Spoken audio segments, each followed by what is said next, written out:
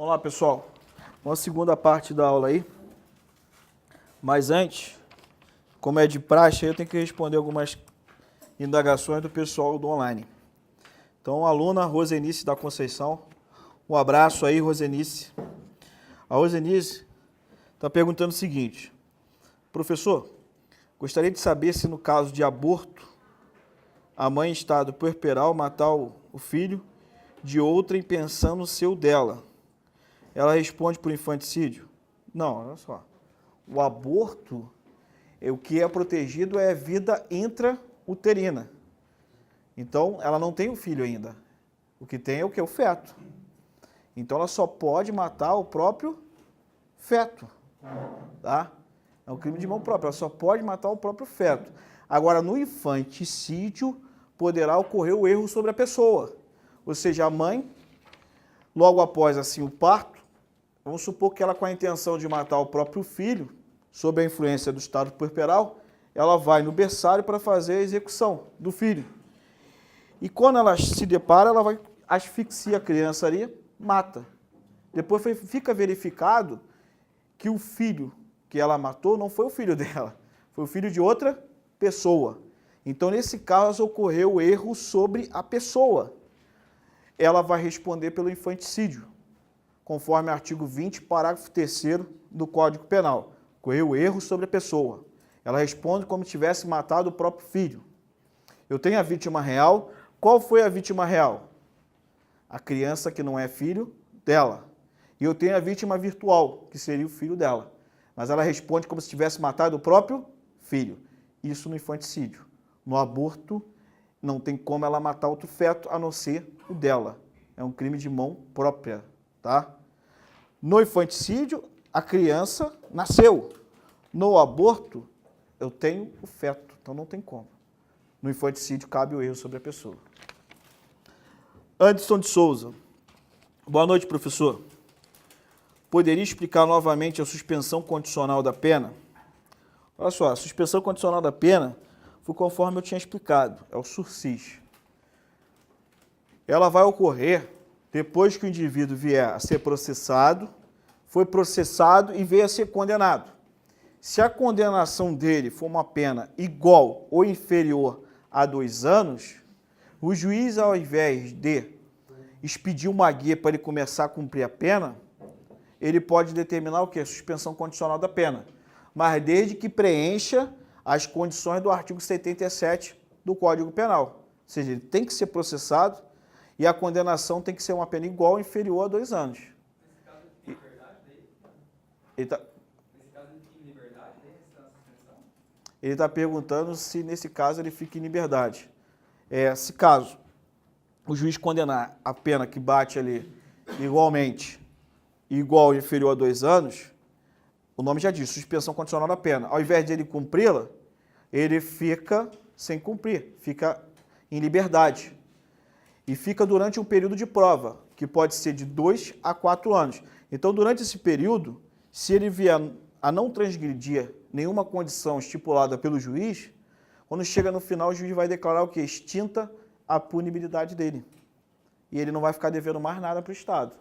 Mas se durante esse período ele transgredir, ao invés dele ficar sobre a pena suspensa, ele pode vir a ter que cumpri-la, porque ele não preencheu ali as condições da suspensão condicional da pena. Tá? Então, suspensão condicional da pena, ele tem que ser condenado a uma pena igual ou inferior a 2 anos.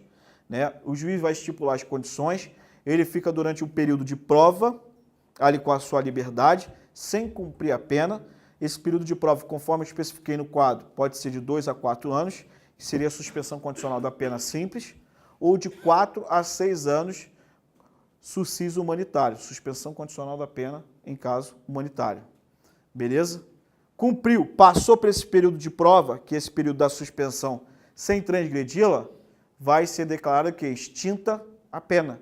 Não vai ficar devendo mais nada para o Estado. Nesse caso, fica com antecedentes criminais ou não? Ele está perguntando se nesse caso fica com os antecedentes criminais. Sim, porque a condenação transitou em julgado. A única diferença é que ele não vai ter que cumprir a pena, mas o crime foi praticado e ele veio ser condenado.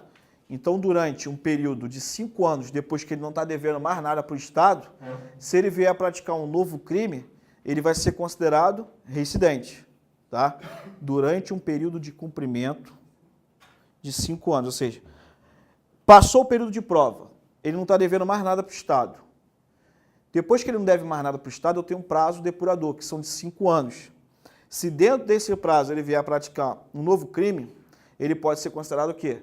Reincidente. Se ele não praticar o crime durante esse período de 5 anos, depois que não está devendo mais nada para o Estado, ele pode ser considerado réu primário de maus antecedentes. Beleza? Rosinício da Conceição, mais uma vez. Professor, o senhor falou de injúria, que depende de representação se for cometida pelas vias de fato. O que é vias de fato? Via de fato eu falei que é uma contravenção penal, tá? É uma contravenção penal e o exemplo que eu citei seria um tapa no rosto. Mas a via de fato não necessariamente precisa ser um tapa no rosto. Por exemplo, de vias de fato, você chegar e empurrar uma pessoa. Empurrou uma pessoa, eu não tenho lesão corporal. O empurrão é uma contravenção penal de vias de fato.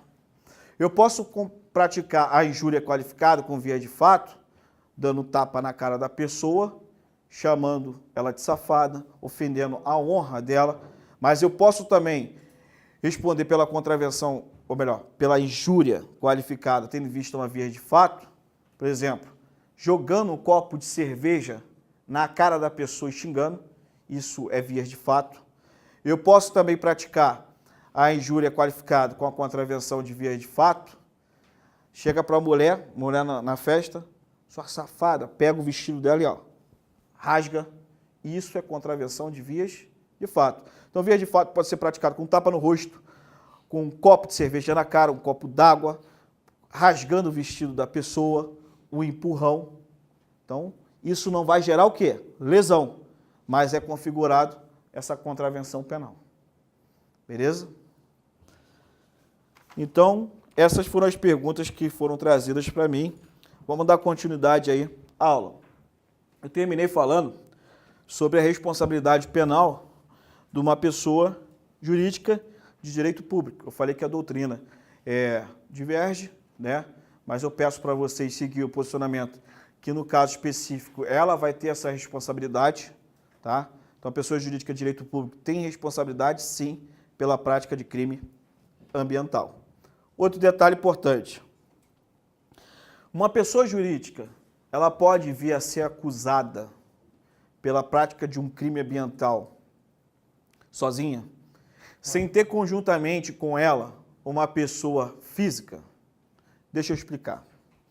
O STJ, ele adotava a teoria da dupla imputação.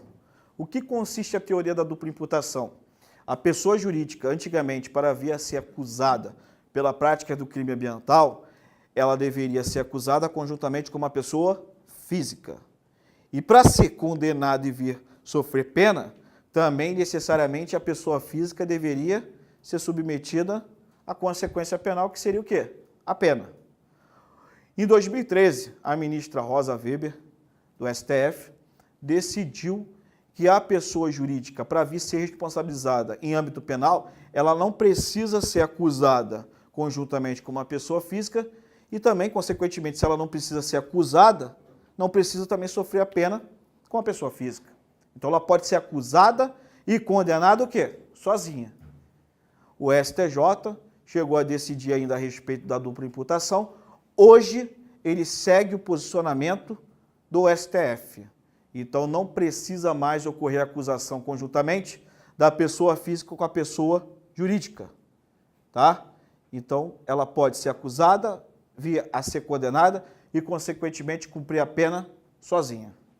Posicionamento pacífico hoje e mais recente, porque se você pegar um livro de 2013, 2014, possivelmente você vai se deparar trazendo o posicionamento do STJ como se, para a pessoa jurídica ser responsabilizada, tem que ser acusada conjuntamente com uma pessoa física. E hoje não é isso que prevalece, tá? Então vamos seguir o seguinte. Ela precisa ser acusada conjuntamente com uma pessoa física? Não. Pode ser sozinha, pode ser condenada sozinha e pode sofrer a pena também sozinha. Beleza? Então, pessoal, fica a dica aqui, ó. Se ela só pode vir a ser responsabilizada pela prática de crime ambiental, é só esse crime que ela pode vir a praticar. Por que eu falo isso? Eu vou adiantar, mas eu ia trabalhar na condição de sujeito passivo. Se ela só pode ser sujeito ativo da prática do crime ambiental, ela só pode ser sujeito passivo do crime de calúnia se alguém imputar um fato falsamente como crime, e esse crime tem que ser o quê? Ambiental. Então a pessoa jurídica, ela só vai ser sujeito passivo do crime de calúnia se quem imputar o fato, esse fato for falso e for referente a um crime ambiental. Se imputar um fato ofensivo à reputação da pessoa jurídica que não seja um crime ambiental, seja qualquer outra coisa sem ser um crime ambiental, ela vai ser sujeito passivo do crime de difamação, mas não vai ser de crime ambiental. Tu fala, ela pode ser sujeito passivo do crime de calúnia? Só se for imputação de fato falsamente como crime ambiental. Ela pode ser sujeito passivo do crime de difamação? Sim. Pessoa jurídica, ela tem reputação. Então, se você imputa um fato ofensivo à reputação da pessoa jurídica, ela vai ser sujeito passivo do crime de difamação. Então, calúnia, crime ambiental, difamação, fato ofensivo à reputação. Aí tu fala, mas por que ela pode ser sujeito passivo de calúnia e difamação e não pode ser de injúria? Porque na calúnia e na difamação o que é protegido é a honra objetiva. O que é honra objetiva? É aquilo que a sociedade pensa de nós. E ela tem honra objetiva, a pessoa jurídica. Ela não tem? Vamos supor uma pessoa jurídica que está vendendo produto. Então, a venda do produto vai fazer a reputação dela perante o quê? A comunidade, perante a sociedade. Vem uma pessoa imputar um fato falando que o produto que ela vende é falsificado, isso ofende a reputação de quem? Da pessoa jurídica. Então, essa pessoa pode ser responsabilizada pelo crime de difamação. Então, calúnia e difamação, sim, porque tutela a honra objetiva. Mas a pessoa jurídica jamais poderá ser sujeito passivo do crime de injúria, porque o que é tutelado no crime de injúria é a honra subjetiva, aquilo que você pensa de si próprio. Só quem pode pensar de si próprio é a pessoa que é física. A pessoa jurídica não pensa, então não pode ser sujeito passivo do crime de injúria. Beleza? Então vamos lá. Já que eu entrei nesse ponto de número 2, sujeito passivo. Tá? Então, pessoal, o sujeito passivo vai ser a pessoa que vem a sofrer o quê? A conduta praticada pelo sujeito ativo. Então, o sujeito passivo é a pessoa que vem a sofrer a conduta praticada pelo sujeito ativo. Eu tenho, de acordo com a doutrina, um sujeito passivo permanente, tá? Sujeito passivo permanente. E também eu posso ter um sujeito passivo eventual. Existe a situação seguinte, que qualquer tipo de crime eu vou ter um sujeito passivo. E ele é permanente. Todos os crimes ele vai figurar como sujeito passivo. Todos. E quem é esse sujeito passivo permanente? É o Estado. Por que o Estado é o sujeito passivo permanente? Porque é o Estado que exerce o monopólio em exercer o seu direito de punir. Então, qualquer prática de um crime, qualquer prática de uma contravenção penal, é interesse do Estado punir quem praticou o crime. Então, ele sempre vai se figurar como sujeito passivo. Ele é o sujeito passivo que? Permanente. Só que em determinados casos, ele pode ser o sujeito passivo imediato, ou seja, é ele que está sofrendo a conduta principalmente. Mas em outros casos, ele pode ser o sujeito passivo imediato ou secundário, que vai sofrer a conduta, mas antes tem uma pessoa que vai vir a ser prejudicada. Então, por exemplo, ó, no crime de peculato, artigo 312 do Código Penal, o sujeito passivo imediato vai ser quem? O Estado. Ele é o sujeito passivo imediato, porque o bem que é protegido no crime de peculato é o patrimônio e a moralidade da administração pública.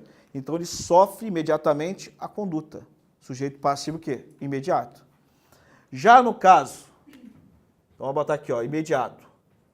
Já no caso do crime de homicídio, artigo 121 do Código Penal, o Estado vai ser o sujeito passivo o quê? Imediato. Porque o sujeito passivo imediato principal vai ser a pessoa que perdeu a vida. Então aqui ele vai ser o sujeito passivo imediato. Secundário, porque ele vai querer exercer o direito de punir para punir o sujeito ativo que praticou o crime de homicídio. Beleza? Por exemplo, crime de abuso de autoridade. Já foi cobrado pela Banca CESP. No caso do atentado contra a liberdade de locomoção, artigo 3º, a linha A da Lei de Abuso de Autoridade. Quem é o sujeito passivo imediato ali? Imediato. Imediato vai ser a vítima do abuso. E o sujeito passivo imediato, secundário, permanente, vai ser quem? O Estado. Tá? Então toma cuidado com isso, que já foi objeto de prova aí, principalmente pela Banca CESP. Tá? Sujeito passivo eventual. Sujeito passivo eventual é a vítima do crime, que pode ser o quê? Uma pessoa física ou uma pessoa jurídica. Pessoa jurídica pode ser o sujeito passivo de crime? Pô, acabei de falar, né? Contra a honra, calúnia e difamação. Mas ela não pode ser sujeito passivo de outros crimes. Por exemplo, furto. Se você subtrai uma cadeira do Focus, o sujeito passivo não vai ser o dono do curso, e sim o Focus, pessoa jurídica que teve seu patrimônio o quê? Lesado. Então ela pode ser sujeito passivo também do crime de furto, de estelionato, tá? Não só como sujeito passivo de um crime contra a honra.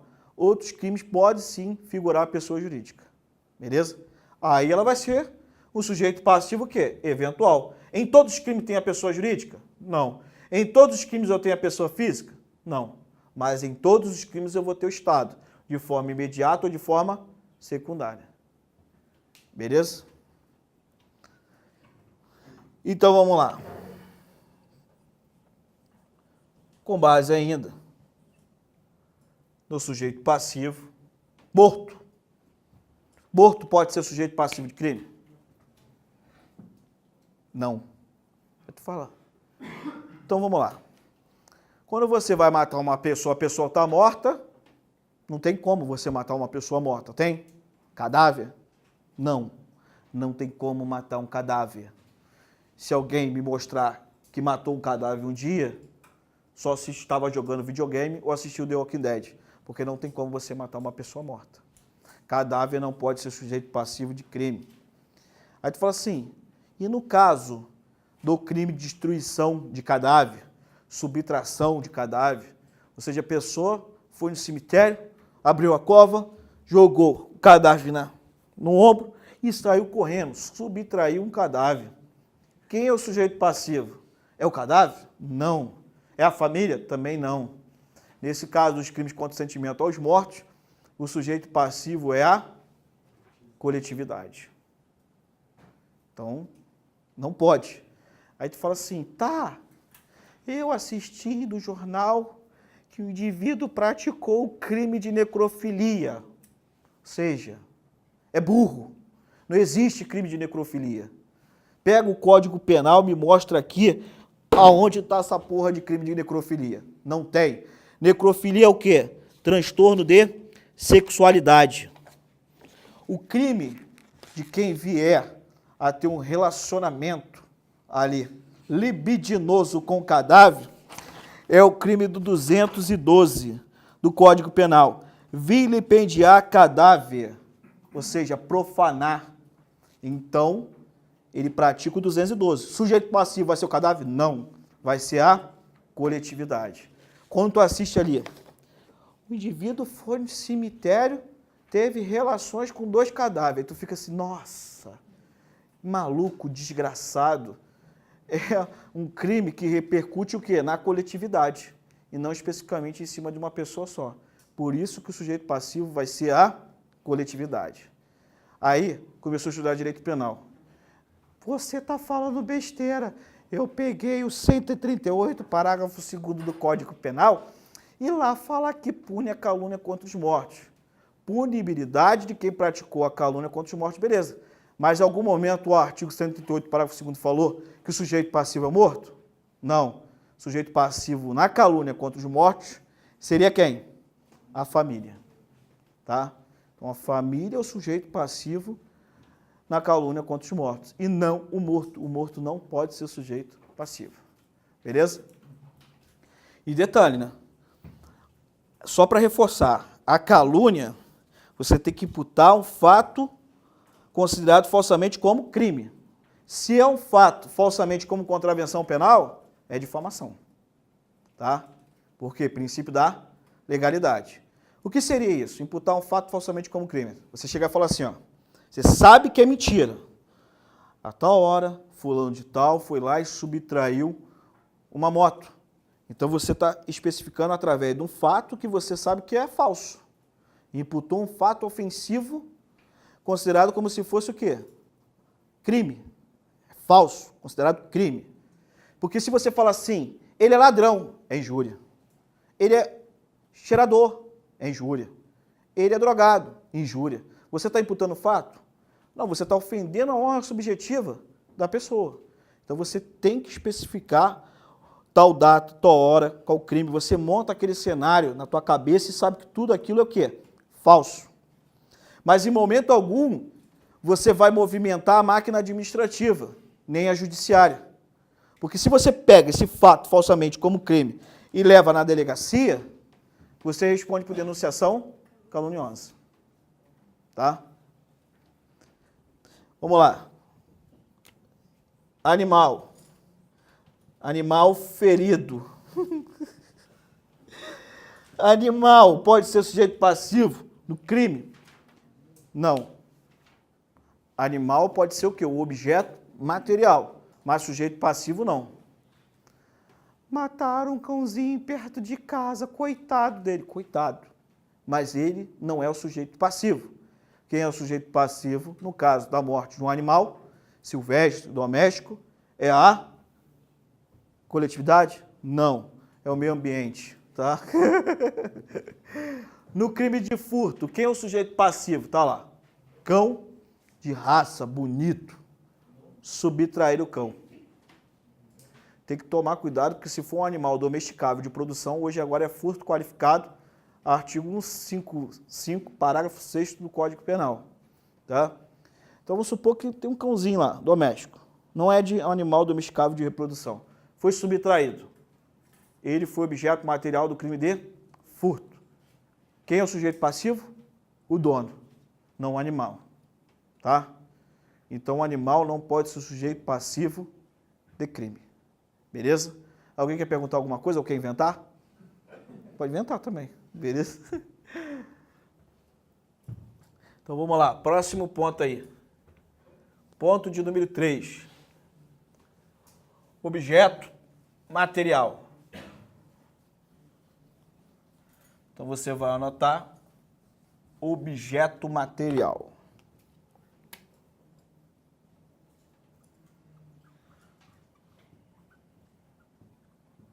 O que seria um objeto material, pessoal?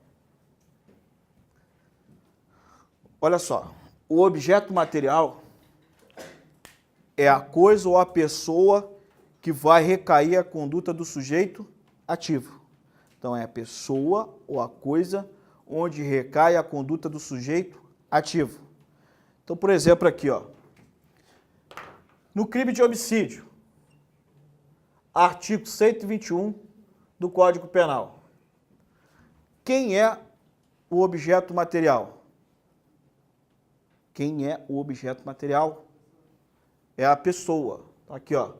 Objeto material é a pessoa. Pessoa o quê? Morta ou viva? Viva. Tá?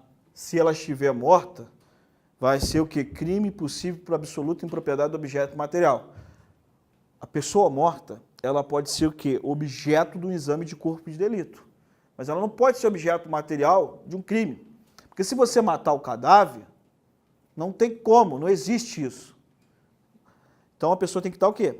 Viva. É onde vai recair a conduta do sujeito ativo. Matou aquela pessoa, ela foi objeto material do crime de homicídio. E o cadáver vai ser analisado para saber qual foi a causa morte. Então ele vai ser objeto do exame de corpo de delito. Tá? A lei do crime de homicídio, eu tenho o artigo 155 do Código Penal. E qual é o objeto material? Coisa alheia, o quê? Móvel. Móvel. Não tem como subtrair um apartamento, uma casa. Só se a casa conseguir ser destacada, né? O cara põe no caminhão a casa, aquela casa que dá para sair do lugar, aí você subtrair essa casa. Fora isso, se ela for fincada, não tem como você subtrair uma casa. Tem? Não. Tu não é super-homem? Super-homem carregava as casas, né? Voando. Mas não tem como. Só coisa móvel. No crime de peculato, qual é o objeto material? O objeto material é o quê? Bens. Ó, bens móveis. Além de bens móveis, o quê? Direitos e valores. Bem móveis, direitos, valores. No crime de falso testemunho, 342 do Código Penal, qual é o objeto material? A testemunha? Não, a testemunha é o sujeito ativo. Não tem objeto material no crime de falso testemunho. Ou seja, o objeto material é a coisa ou a pessoa onde recai a conduta do agente. Mas nem todo crime vai requerer aí a existência do objeto material. Vai ter crimes que não precisam-se de um objeto material. Tá? Então você pode se deparar com a prática de um crime que não tenha objeto material. Se você pegar o livro do Kleber Masson, Código Penal Comentado, ele traz objeto material para praticamente todos os crimes. Mas ele tenta inventar. Não necessariamente precisa ter objeto material no crime de falso testemunho. Tá? Então não precisa. Então, pessoal, só para finalizar aqui, ó, essa parte do objeto material. Você anota aqui, ó. Põe assim, ó. O objeto material. Objeto material absolutamente impróprio. Então, objeto material absolutamente impróprio vai ser configurado crime impossível, conforme o artigo 17 do Código Penal. Tá? Então, é crime possível quando o objeto material for absolutamente o quê? Impróprio. Por exemplo, crime de homicídio eu citei para você e você quer matar o quê? Uma pessoa morta. Então, o objeto material é absolutamente impróprio. No crime de dano, o objeto material absolutamente impróprio, se você tenta danificar uma coisa que já está destruída, deteriorada, inutilizada. Ou seja, está destruída, deteriorada, inutilizada, não tem como você praticar o quê? Esse crime. O objeto é absolutamente impróprio. Tá? A gestante, ela quer abortar. Aí ela vai e toma a substância abortiva. A substância ela tem eficácia para o aborto. Olha o que eu estou falando. Aí ela tenta abortar aquilo que é feijão. O quê? Objeto material absolutamente impróprio. É barriga de comida. Não tem bebê. Gravidez psicológica. O objeto material, o feto, é absolutamente impróprio porque não existe. Não tem objeto material nesse caso. Tá? É barriga de comida. Agora, ela pode responder pelo crime impossível por ineficácia absoluta do meio de execução para praticar o aborto. Então, ela tem um feto. Aí ela faz a ingestão pensando que a substância é abortiva e, na verdade, era uma bala Mentex. Tá? Comeu, engoliu aqui, pensando que era um Citotec. Tem como o Mentex matar o feto? Não. Então, a ineficácia absoluta do meio de execução. Agora, se ela não tem bebê, ou então ela ingere, faz uma ingestão da substância e o feto já está morto, também é o quê? Objeto material absolutamente impróprio. Crime impossível.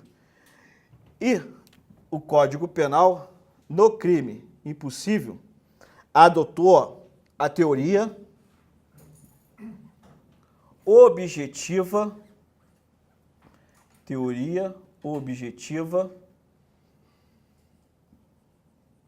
formal,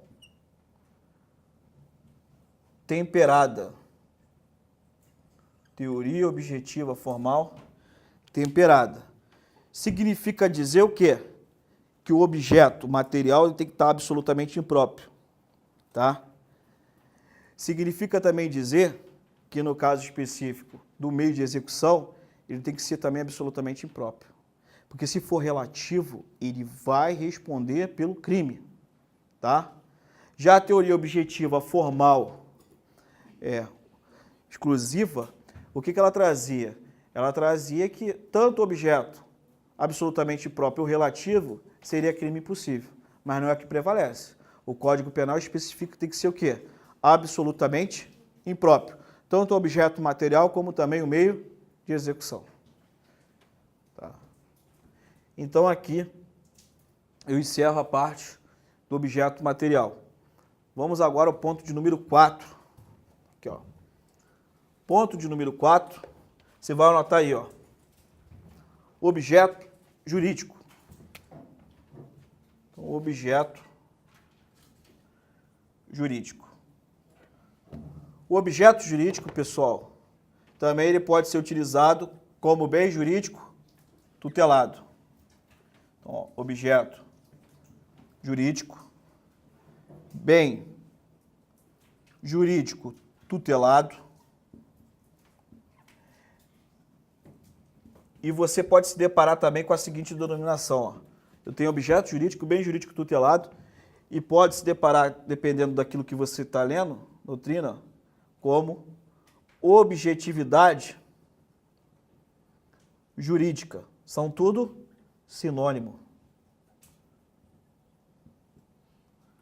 Beleza? Eu tenho que tomar cuidado porque, assim, nem todo mundo explica isso. Tu pega o livro, o cara não vai explicar. Tu pega um professor, a não ser o pequeno, não vai te explicar. Porque, às vezes, uma hora tu vai estar na denominação objeto jurídico, outra hora bem jurídico tutelado, em outros casos, objetividade, o quê? Jurídica. Então, o aluno que está estudando muito, isso pode ser um problema na hora que ele for fazer a interpretação de uma questão. Então, para vocês, você vai utilizar como sinônimo. Objeto jurídico, bem jurídico tutelado, objetividade jurídica, significa o quê? Aquilo que a lei buscou defender. Tá? Aquilo que é protegido pela norma. Então, vamos lá. No caso do homicídio, qual é o bem jurídico tutelado? O que a norma buscou defender? Foi a vida. Então, aqui, ó. Homicídio, artigo 121 do Código Penal, bem jurídico tutelado, vida.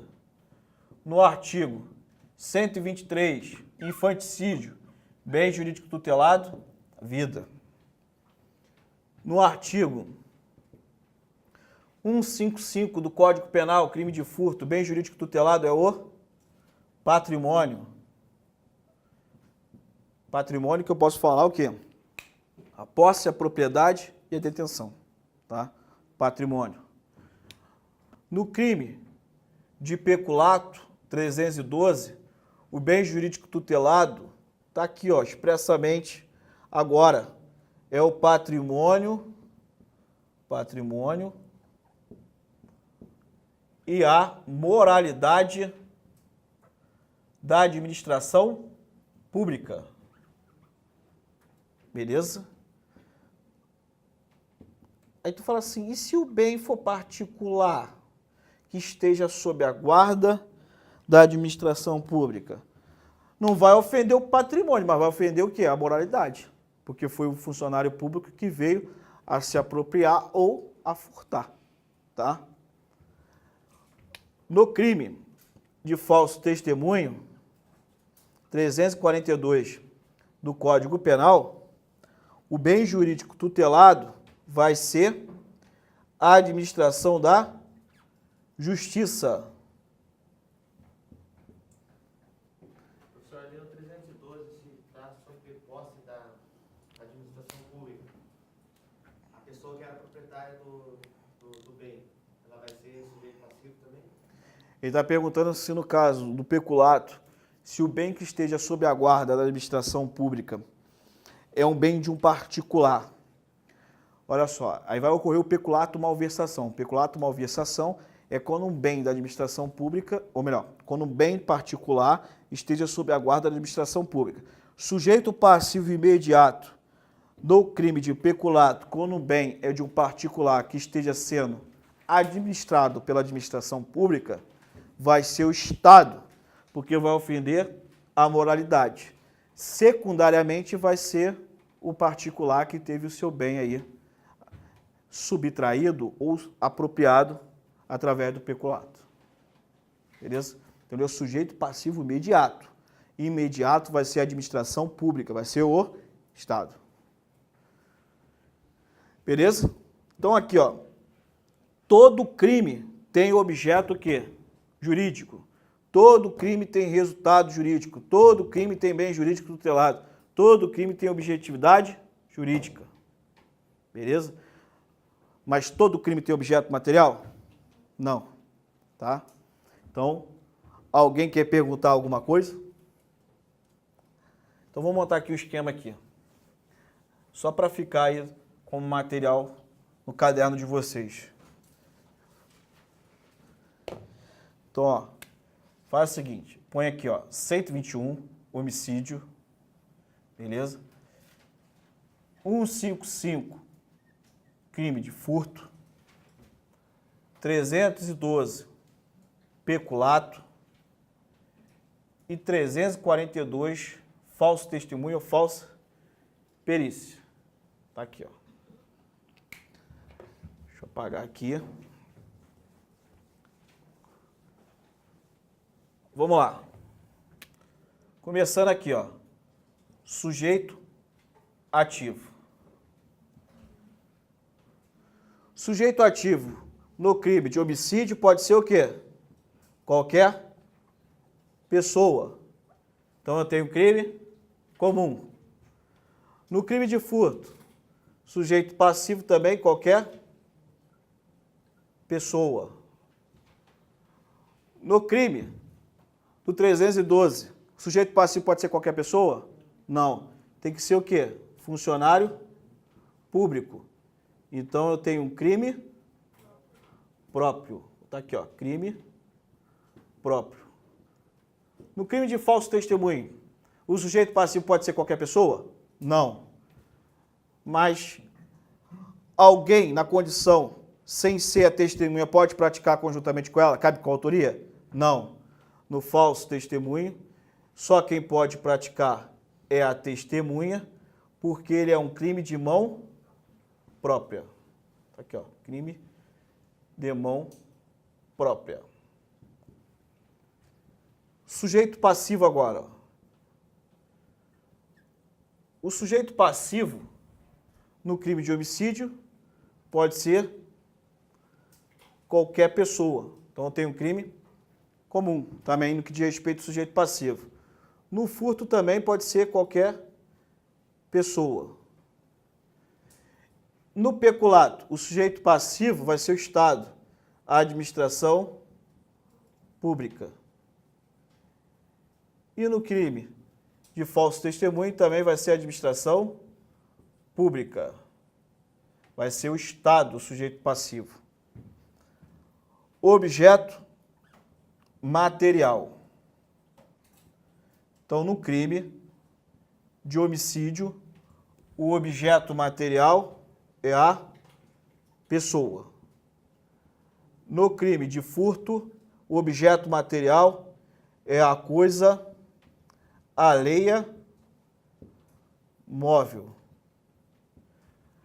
No crime de peculato, bens, direitos e valores. No crime de falso testemunho, não tem.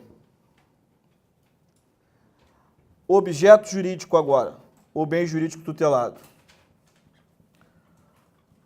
No crime de homicídio, é a vida. No caso do furto, eu tenho o patrimônio. E no caso especificamente aqui do peculato, eu tenho o patrimônio e a moralidade da administração pública. E no crime de falso testemunho, eu vou ter aqui o bem jurídico tutelado, a administração da justiça. Pronto. Tá. Aí se eu quisesse pôr mais uma classificação, ó, sujeito passivo imediato. Aqui no crime de homicídio seria o quê? A pessoa. E o sujeito passivo secundário? O Estado. No crime de furto, sujeito passivo imediato? Pessoa. O sujeito passivo secundário? O Estado. No crime de peculato, sujeito passivo imediato? O Estado, administração pública. E secundariamente eu posso ter o quê?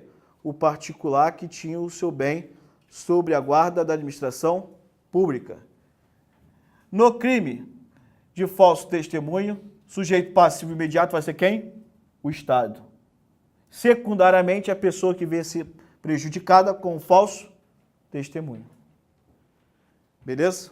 Professor, Pode perguntar. no caso ali do peculato ali, se o bem for estragado em uso do servidor que está utilizando o bem, quem que paga pelo bem para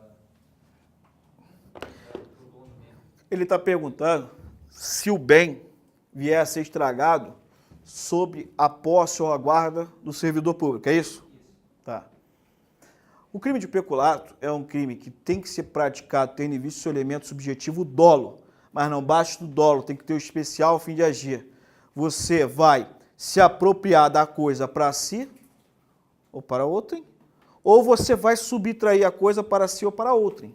Se o servidor está usando uma coisa e fez mau uso dela e devido ao seu mau uso estragou, ele não praticou peculato. Por quê? Ele se apropriou para ele ou para outro? Não. Ele subtraiu para ele ou para outro? Não. O que ele pode vir a responder por uma infração administrativa, porque ele foi o quê? Desidioso com o bem público. Mas criminalmente não teve não. Não o bem público, professor, nem de outra pessoa, tipo o caso daquele juiz lá que está usando a Porsche do cara lá. Mas é um bem que está sob a administração pública. Então, consequentemente, o particular vai fazer o quê? Ele vai entrar com uma ação contra o Estado, tá? E o Estado possa ser o quê? Que venha a ter a obrigação de indenizar. Então, o Estado que vai ser lesado aí nessa ação. Então, nesse caso específico, ou o servidor devolve o valor que veio a depreciar do bem, ou pode vir também, além de devolver, responder por uma infração administrativa. No caso do juiz, que você especificou, ele praticou peculato, tá? Ele praticou peculato porque ele pegou, acho que, os bens lá que foram penhorados do Eike Batista, não é isso? Então, isso aí é peculato. Mas se eu destruir ou deteriorar um bem que está sob minha guarda, não necessariamente eu preciso responder pelo peculato. Eu posso praticar uma infração administrativa porque eu fui desidioso com o material. Beleza? Alguém quer perguntar mais alguma coisa? Então vamos lá. Então terminei essa parte. Sujeito ativo, sujeito passivo, objeto material e objeto jurídico. Tá? Vamos entrar agora sobre o conceito analítico. Conceito analítico de crime. Tá? Conceito analítico de crime. Pessoal, tem várias teorias para falar, né, sobre a conduta. Na verdade, quando eu falo conceito analítico de crime, qual é o conceito analítico de crime? Para você praticar um crime, tem que praticar um fato típico, ilícito e culpável. Aí, tem as teorias que vão aproveitar o conceito analítico de crime para trabalhar em cima do dolo e a culpa. São as teorias das ações, da conduta, que seria a teoria clássica, tem a teoria clássica, mecanicista, ou também chamada de unitária. Depois, uma evolução da teoria clássica, eu teria a teoria neocantista. Aí depois eu venho com a teoria finalista da ação. A teoria finalista da ação, ela vai trazer os seus conceitos, e depois da teoria finalista da ação tem a teoria que vai tentar aperfeiçoar ela, que é a teoria cibernética. Tem a teoria social, tem a teoria da ação social, da ação, mas eu não preciso estudar todas. Tu vai estudar o quê? A principal, a que começou com tudo, e depois tu vai estudar o seu aprimoramento, aquilo que vem sendo adotado pela doutrina, pela jurisprudência aí, beleza? Então, ó, eu vou estruturar para vocês, aqui no quadro agora, o que seria a prática de um crime e onde incidiria o dolo e a culpa de acordo com a teoria clássica. Tá aqui, ó. Teoria clássica, também chamada de teoria mecanicista ou unitária. Beleza? Então tá aqui, ó. De acordo com essa teoria, crime tem que ser o quê? Ó, um fato típico. Fato típico, pessoal. Preste atenção que eu vou falar aqui, ó. Eu posso utilizar também como sinônimo de tipicidade. Beleza? Mas vocês vão ver que um dos elementos do fato típico é a tipicidade. Só que eles utilizam a tipicidade também em sentido amplo, se referindo ao fato típico. Além do fato típico, eu vou ter, ó, a ilicitude, que a banca CESP e a banca Fundação Carlos Chagas adoram utilizar também esse termo, que é denominado de, ó, antijuridicidade. Beleza? E por fim, eu tenho aqui, ó, a culpabilidade, que pode ser denominada de agente culpável, tá? Pode ser denominada também de agente culpável. Agora, quais seriam os elementos do fato típico? Os elementos do fato típico são 4. De acordo com a teoria clássica, eu tenho a conduta, eu tenho o resultado, e esse resultado aqui, pessoal, não é qualquer resultado, é o resultado naturalístico, tá? Então, é um resultado naturalístico. Também eu vou ter o nexo de causalidade.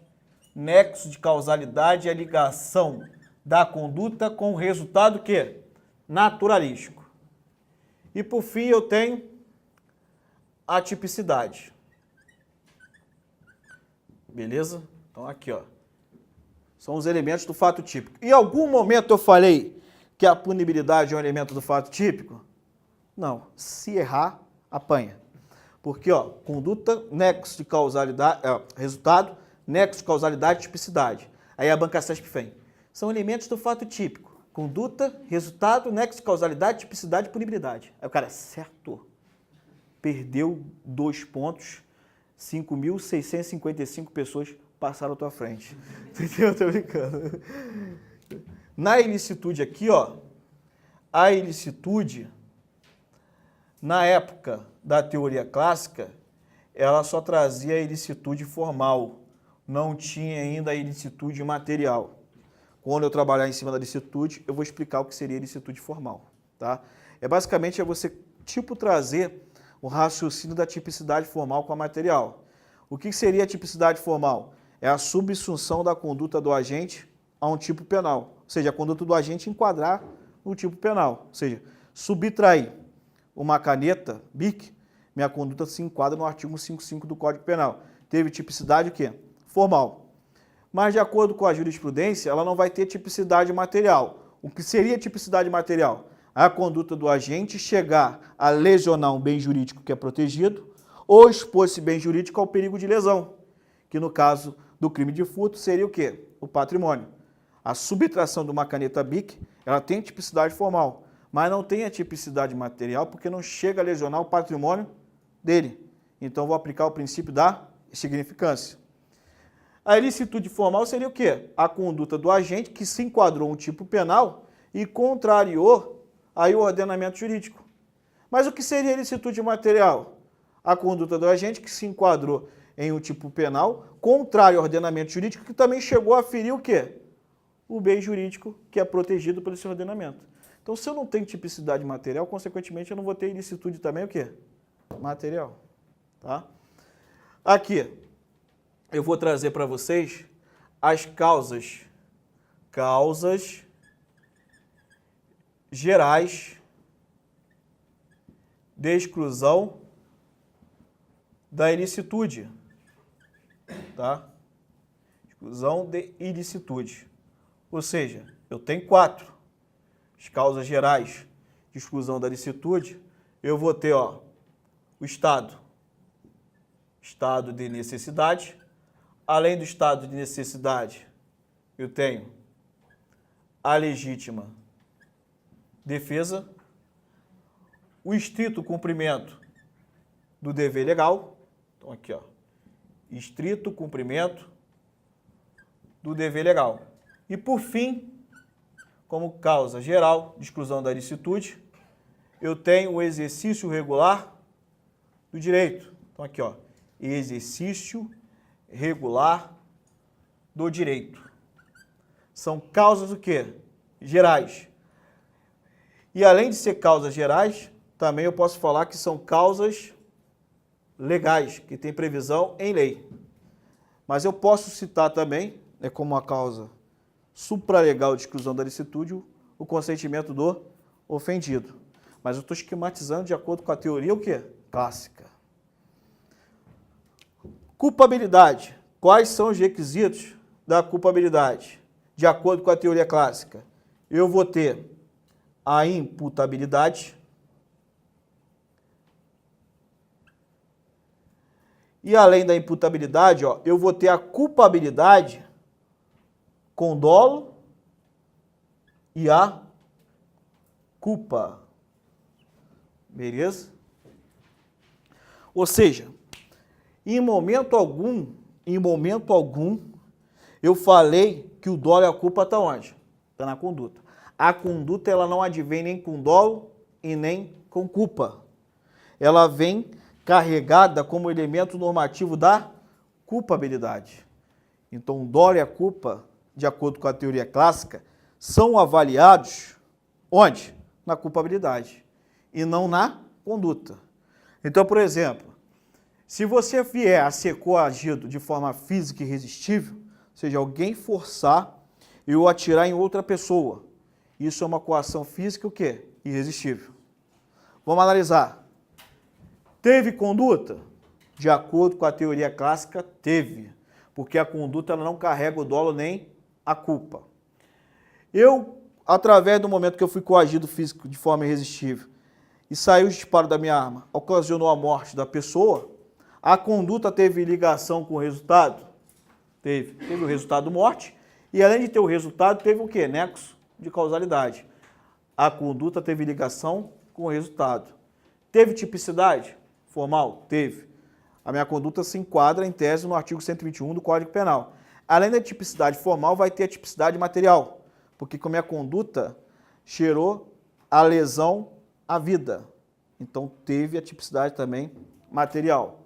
Eu fui amparado com alguma causa excludente de licitude? Não posso falar que eu estava em estado de necessidade, legítima defesa, estrito cumprimento do dever legal e exercício regular do direito. Eu era uma pessoa maior de 18 anos e capaz quando eu pratiquei o fato. Então, teve o quê? Imputabilidade. Mas eu posso falar que esse indivíduo que foi coagido de forma física e irresistível agiu com dolo e culpa? Não. Não. Ele não agiu com dolo, porque ele foi coagido de forma física o quê? Irresistível. Ele não queria praticar a conduta. Ele só foi o quê? Forçado. Então, a coação física irresistível, para a teoria clássica, seria como se fosse uma exclusão de culpabilidade. Porque ela traz o dolo e a culpa aqui. Então, tem que percorrer a tipicidade, a ilicitude e só analisar uma coação física irresistível, de acordo com a teoria clássica, aqui na culpabilidade. Entendeu? Hoje, de acordo com a teoria finalista tripartida que é adotada pela doutrina, o dolo e a culpa vão sair da culpabilidade e vão para a conduta. Então, a coação física irresistível exclui o quê? A conduta, hoje. Mas antes, seria uma excludente de culpabilidade. Beleza? Outro detalhe aqui, ó. O dolo, aqui, ele é chamado de dolo normativo. Por que é um dolo normativo? Porque ele é só avaliado na culpabilidade. Ou seja, só vai ser avaliado o dolo e a culpa de acordo com a reprovabilidade pessoal, ou seja, de quem praticou o crime. Então, quando o dolo está aqui na culpabilidade, ele é denominado de dolo normativo. Dolo normativo é o dolo que vem na culpabilidade. Beleza? Tranquilo. Então, ó, todo mundo já deu para esquematizar aí? Eu vou apagar para aproveitar o esquema, tá? Então, hoje, o que prevalece, na doutrina é a tripartida, tá? Então, assim, você vai apagar, ao invés de ser teoria clássica, é teoria finalista da ação. Ó, teoria finalista da ação. Ela pode ser tripartida. A teoria finalista tripartida, ela é adotada pela doutrina. Tá? Então, ela é adotada pela doutrina.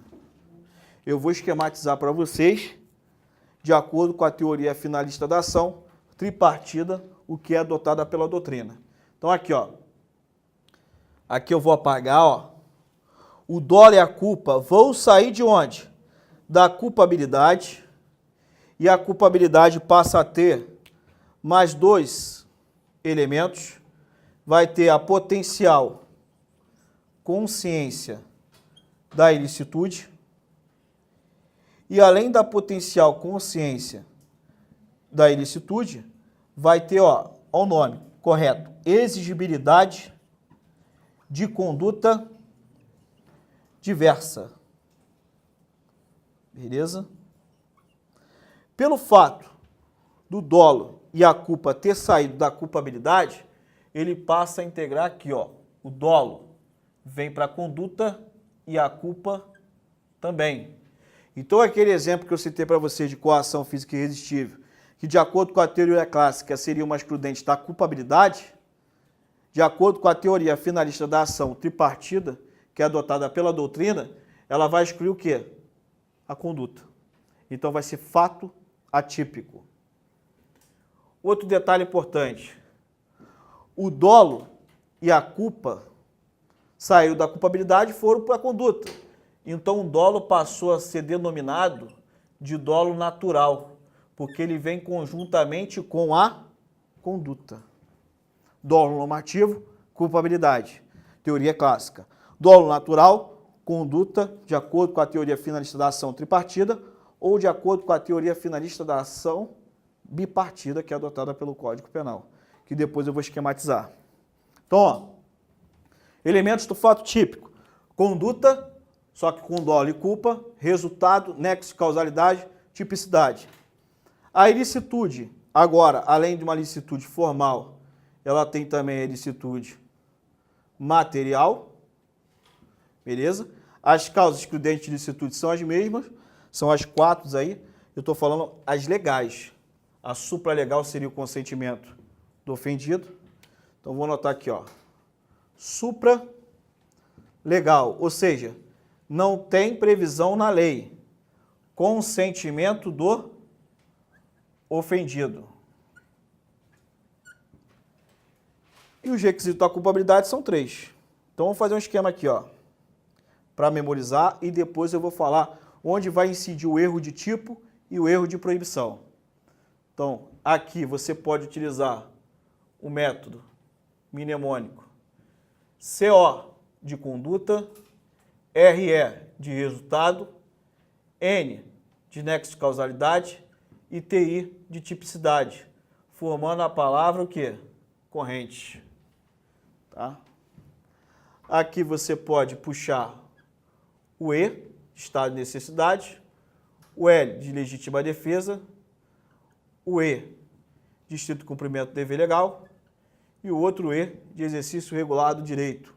Ele. O IN de imputabilidade, o PO de potencial consciência da ilicitude e o X de exigibilidade de conduta diversa, formando a palavra impoex. Tá? Ah, professor, ocorreu um erro de tipo. Onde o erro de tipo vai influenciar?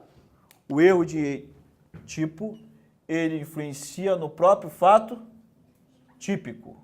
Então, o erro de tipo, ele vai influenciar no próprio fato típico. Ocorreu um erro de proibição. O erro de proibição, ele vai influenciar na culpabilidade, especificamente no seu pressuposto ou requisito, potencial consciência da licitude. Então, aqui, ó.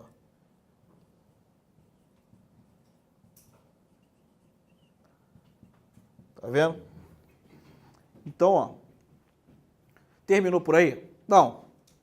Pratiquei fato típico, ilícito, culpável. Ele é igual, ó, ao quê? Punibilidade. Ou seja, o indivíduo que praticar um fato típico ilícito vai sofrer a consequência penal, que seria o quê? A pena. Punibilidade. Então, a punibilidade, ela em momento algum, ela vai integrar o quê? O conceito analítico de crime. Ela é uma consequência para quem vem praticar o crime. Então, eu não preciso, no caso específico, como elemento do crime, a pena. A pena vai ser a consequência para quem percorrer esses 3 substratos. Quem tem praticado um fato típico, ilícito, culpável. Então, sofre a pena. Beleza? Então, Banca CESP, ela adota a teoria finalista tripartida. As bancas de concurso, quando traz posicionamento doutrinário, vai trazer o quê? Geralmente vai trazer a tripartida, geralmente, tá? Mas possa ser que a banca chegue e pergunte assim, ó. O Código Penal, ele adotou qual teoria? A finalista da ação tripartida ou a finalista da ação bipartida? Código Penal, de acordo com a doutrina, adotou a teoria finalista da ação, ó, bipartida. Então, bota aqui, ó, até com caneta diferente. Essa, aliás, é a teoria, de acordo com a doutrina, que o Código Penal adotou. Eu vou explicar. O Código Penal fala, especificamente, Isso, de acordo com a doutrina, que para ser configurado um crime, se requer só o fato típico e a ilicitude. A culpabilidade seria um pressuposto para ser aplicada a pena. Tá? Então, o Código Penal, se você praticou um fato típico ilícito, vai gerar para você o quê? A prática de um crime. Aí eu vou ver se, dependendo do crime que você praticou, se você tinha o quê? Culpabilidade. Tanto é que é o seguinte, ó. Quando você tem uma causa que exclui o fato típico, ele vai mencionar que não haverá o quê? Crime. Se tem um fato típico, mas você praticou sendo beneficiado com mais prudente de ilicitude, ele vai falar que não ocorre o quê? O crime. Não haverá o crime. Ó, um exemplo. Pega o artigo 23 do Código Penal. O artigo 23 do Código Penal, ele vai trazer as excludentes de ilicitude. Então, um exemplo. O indivíduo foi lá, agiu em legítima defesa, matou uma pessoa em legítima defesa. Ele praticou um fato típico. Mas eu não posso falar que foi ilícito porque ele agiu em legítima defesa. Aí o que o Código Penal fala quando alguém pratica um fato típico, mas é amparado com uma excludente de ilicitude? O Código Penal fala assim, ó, no artigo 23. Não há crime quando o agente pratica o fato. Ou seja, ele fala que se ocorrer uma exclusão da ilicitude, não vai ter o quê? Crime. Mas o que ele fala se tiver uma causa que exclui a culpabilidade? Ele vai falar que não há crime ou ele vai trazer outro termo? Por exemplo, uma causa de inimputabilidade, uma causa que vai excluir a imputabilidade. Artigo 26 do Código Penal. Está aqui, ó. É isento de pena o agente que por deficiência mental ou desenvolvimento mental incompleto ou retardado era a tempo da ação ou omissão inteiramente incapaz de entender o caráter ilícito do fato ou de determinar-se de acordo com esse entendimento. Ele fala que não há crime. Ele deixa outro termo. O que ele fala? É isento de pena. Ou seja, para ele, para o Código Penal, o indivíduo já praticou um fato típico e ilícito. Só não vai sofrer a pena porque teve uma causa que excluiu a imputabilidade. Por isso que a doutrina fala que o Código Penal adotou o quê? Adotou a teoria finalista bipartida. Porque, para ele, a culpabilidade é um pressuposto para a aplicação da pena. Se eu tenho alguma causa que exclui a culpabilidade, o agente praticou um crime. Só não vai sofrer o quê? A pena, porque ele vai ser isento. Quer ver outro exemplo? Aqui, ó. Vou citar para vocês a hipótese aqui, ó, do erro de proibição. Erro sobre a ilicitude do fato. O desconhecimento da lei é inexcusável. O erro sobre a ilicitude do fato, se inevitável, isenta de pena. Ou seja, ele não vai excluir o crime. O Código Penal vai falar que ele não vai sofrer o quê? A pena. Beleza? Alguém quer perguntar alguma coisa? Não. Ficaram quietos? Vão dormir? Vocês escolhem. Então, esse aí está a estrutura, tá?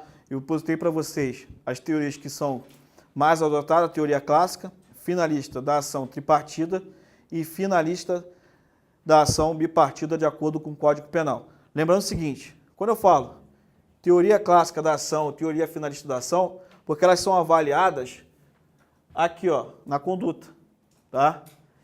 A finalista da ação ela traz o dolo e a culpa para a conduta. Já a culpabilidade, já a teoria clássica para a culpabilidade. Por isso que elas são denominadas da ação. Mas elas trazem os elementos aí do crime. Outro detalhe.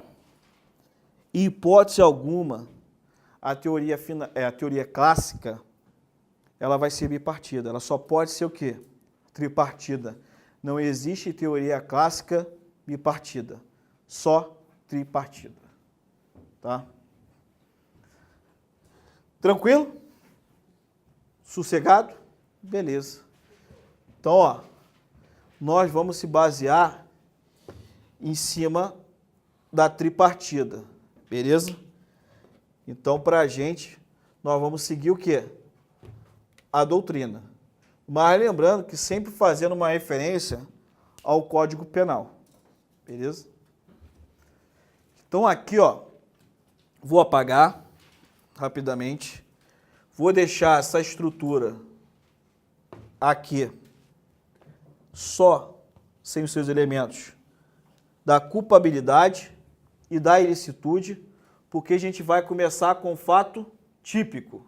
Então você vai ficar aí na sua memória quais são os elementos inicialmente agora do fato típico. Quando eu trabalhar em cima da ilicitude, eu vou trazer os elementos que vão excluir a ilicitude, as causas. E assim sucessivamente também na culpabilidade. Beleza? Então, por questões didáticas, vamos trabalhar primeiro aí, ó, no fato típico. Primeiro elemento do fato típico, eu vou ter a conduta. Beleza? Então, ó, vamos lá.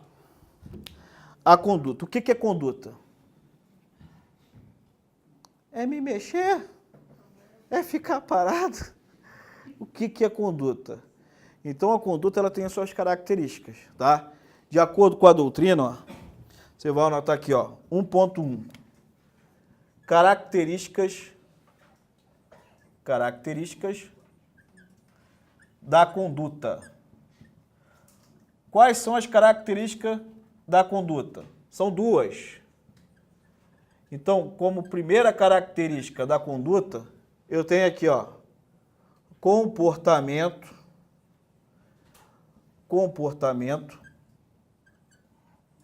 humano voluntário. Tá? Comportamento humano voluntário, ou seja, a conduta ela tem que ser praticada por uma pessoa, não é? Uma pessoa física ou uma pessoa jurídica, se for crime ambiental. Mas eu pratiquei o furto utilizando de um animal que subtraiu. Mas, porra, foi a pessoa que adestrou o animal para praticar essa conduta, não foi? Porque animal também não pode ser sujeito ativo de crime. Eu tenho que especificar, né? Porque você fala assim, você só falou que é sujeito passivo, então ele pode praticar crime. Macaco que subtraiu é furto. Porra, o macaco foi utilizado. Né? Se ele for utilizado, quem vai responder pelo furto foi quem utilizou o animal para intermediar a subtração da coisa alheia. Agora, se o macaco é ladrão mesmo por instinto dele, é fato atípico. Ele não é pessoa física. Então, ó, comportamento humano voluntário. E letra B, voluntariedade. Então, ó, primeiro requisito aqui, ó. O que seria o comportamento humano? Comportamento humano eu posso ter através do movimento corporal, né? Comportamento humano é o movimento corporal. A conduta, ó, é o movimento corporal dirigido a um fim. Comportamento humano voluntário dirigido a um fim. Por quê? Se você, em tese, teve ali uma conduta, mas não teve a finalidade de praticar, pode ter ocorrido o quê? Uma coação física irresistível. Pode ter ocorrido o quê? Um ato de inconsciência, sonambulismo ou hipnose. Então, toda conduta tem que ser o quê? Voluntária. Toda conduta tem que ser dirigida a um fim.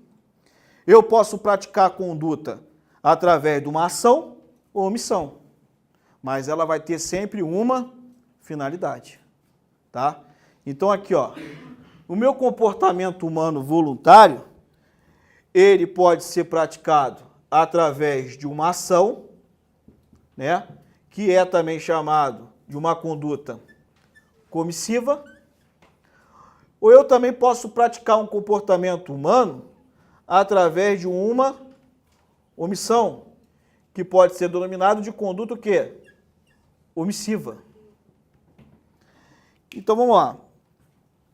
Os crimes que demandam comportamento ativo, tá? São crimes o quê? Comissivo. Ó. Crime comissivo é aquele crime que tem que ser praticado através de uma ação. Essa é a regra. Então, crimes que podem ser praticados através de ação. Deixa eu apagar aqui, depois eu anoto embaixo. Então, ó, crimes que demandam uma ação. Por exemplo, artigo 121 do Código Penal. Artigo 155 do Código Penal, furto. Artigo 157 do Código Penal, roubo. 158, extorsão. 159, extorsão mediante sequestro. 160, crime de dano. Tem vários. Homicídio. Você vai matar uma pessoa através de uma ação. Eu sempre falo isso, né? Essa é a regra. É a regra. Ó, você pode escolher qual meio de execução que tu vai utilizar para matar uma pessoa. Se você matar a pessoa envenenada, porque demandou que uma ação, você foi e botou veneno na bebida, na comida da pessoa. Mas você pode matar a pessoa também através do fogo. Homicídio qualificado com emprego de fogo. Jogou combustível, pum, atirou fogo. Asfixiada, torturada, queimada, explosão, tiro, paulada, facada, espotejada. Então demanda o quê? Uma ação. Essa é a regra. Mas existe como você matar uma pessoa através de uma omissão? Sim. Você ficou parado. Está aqui, ó, parado e a pessoa morreu. Essa é a regra? Não, é exceção. Tá? Depois eu explico nos crimes omissivos. O furto. Como é que tu subtrai uma coisa? Através de uma ação. Você não tem como apertar aqui, ó, e vir a tua caneta para mim. Eu tenho que meter a mão aí. Ou então eu vou utilizar de um animal para poder subtrair tua caneta, né? Então demanda o quê? Uma ação. Mas eu também posso praticar o crime de homicídio ficando parado. Não posso? Não. Crime de furto parado. Assim, ó, com os braços cruzados, principalmente para trás. Não tem como? Tem. Depois eu falo. Roubo, extorsão mediante sequestro e também o dano. São crimes que demandam o quê? Ação. Crimes comissivos. Beleza? Além dos crimes comissivos, eu vou ter também os crimes omissivos. Os crimes que têm a incidência através de uma omissão. Esses crimes omissivos podem ter a seguinte classificação. Ó. Omissivos próprios, também chamado de crimes omissivos puros, são sinônimos aqui, tá? Vou botar a chave aqui, senão vai falar que é outro tipo de classificação. E eu tenho os crimes omissivos impróprios, também chamado de crimes omissivos impuros, crimes omissivos impuros, ou de comissivos, crimes comissivos por omissão.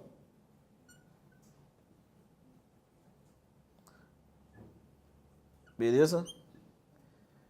Resumindo, o crime ele pode ser, deixa eu sair da frente agora, o crime pode ser omissivo próprio ou omissivo impróprio. O que seria um crime omissivo próprio? Ó, crime omissivo próprio é quando a norma é uma norma mandamental, a norma manda o agente agir, tá? E ele, ao invés de agir conforme a norma, conforme o seu mandamento, ele fica inerte. Então eu vou ter uma norma mandando ele agir. Se ele ficar omisso, ficar inerte, ele responde pela prática do crime. Exemplo, que é clássico aí, é omissão de socorro. O crime de omissão de socorro é um crime que a norma manda o agente agir. O que o artigo 135 fala? Então, ó, se você pegar o artigo 135 do Código Penal, ele fala o seguinte, ele vai falar, ó, deixar de prestar assistência quando possível fazê-lo sem risco pessoal à criança abandonada ou extraviada ou à pessoa inválida ou ferida, ao desamparo ou em grave e iminente perigo, ou não pedir, nesses casos, o socorro da autoridade pública. Então a norma, olha, preste atenção, o que ela fala?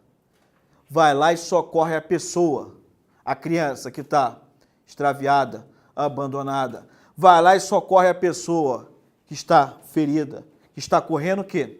Perigo. Mas se você não tem aptidão para prestar o socorro, não tem a capacidade, ao invés de você ficar parado, a norma traz uma outra alternativa, que seria o quê? Você pedir o socorro. Então vai lá e pede socorro, é isso que a norma fala. Se você deixar, a tua conduta se enquadra no artigo 135 do Código Penal. Porque você tem que ler a contrário senso. É não deixar de prestar socorro à pessoa, não deixar de pedir o quê? O apoio à autoridade competente. Porque se você deixar, a tua conduta está fazendo o quê? A tipicidade formal. Beleza? Isso é um crime omissivo o quê? Próprio. A norma manda você agir. Outro exemplo aí, ó. ECA. Pega o Estatuto da Criança e do Adolescente. A boa parte dos crimes do Estatuto da Criança e do Adolescente são crimes omissivos. Então, é a Lei 8.069, de 1990, página 147. Pessoal, é bom trazer o vadimeco, porque é assim que você vai memorizando os artigos. Se não ler, tem um otário para ler aqui, mas é bom você também acompanhar, que facilita a memorização. Está aqui, ó. 147, artigo 228, mas além do 228, eu vou citar vários. 5 minutos, estava tão bom. Vamos lá. Aqui, ó. 228, página 163. Aí tá querendo até mastigado, né?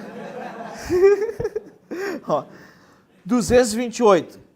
Deixar o médico, aliás, o encarregado de serviço ou dirigente de estabelecimento de atenção à saúde de gestante de manter registro das atividades envolvidas, na forma e prazo definidos no artigo 10 desta lei, bem como de fornecer a parturiente ou a seu responsável, por ocasião da alta médica, declaração de nascimento, onde conste as intercorrências do parto ou desenvolvimento do neonato. Então, lê a contrário senso. Se eles prestarem tudo isso que a norma fala, eles não vão praticar o quê? Esse crime. Artigo 229 do ECA. Deixar o médico, enfermeiro ou dirigente do estabelecimento de atenção à saúde de gestante de identificar corretamente o neonato a parturiente, por ocasião do parto, bem como deixar de proceder aos exames referidos no artigo 10 desta lei. Então, se ele presta, ele não responde. 231. Deixar a autoridade policial responsável pela apreensão de criança ou adolescente de fazer imediata comunicação à autoridade judiciária competente e à família do apreendido ou à pessoa por ele dedicada. Ou seja, se ele presta, né, o responsável ali da apreensão, que é a autoridade policial, se ele faz a imediata comunicação, ele não responde por esse crime. Tem vários aqui, ó. 234. Deixar a autoridade competente, sem justa causa, de ordenar a imediata liberação de criança ou adolescente, tão logo tenha conhecimento da legalidade da apreensão. Ou seja, são tudo crimes omissivos o quê? Próprios. A norma manda o agente agir, ele se omite, ele deixa, então quando ele deixa, a conduta dele se enquadra no tipo penal. Por isso que ele responde aí, pelo crime. Beleza? Então, na próxima aula, pessoal, a gente vai trazer essa classificação novamente e com a estrutura e daremos continuidade aqui ao artigo. Não falte, porque eu vou trabalhar em cima, especificamente, do crime doloso, do crime culposo, que a gente vai trabalhar já na conduta. Então, eu vou trazer todas as espécies de dolo, as que têm mais incidência, vou trazer também os elementos, requisitos da culpa, as modalidades e espécies de culpa, e dando sequência aí aos elementos do crime. Um abraço aí, pessoal do online, fiquem com Deus e até a próxima.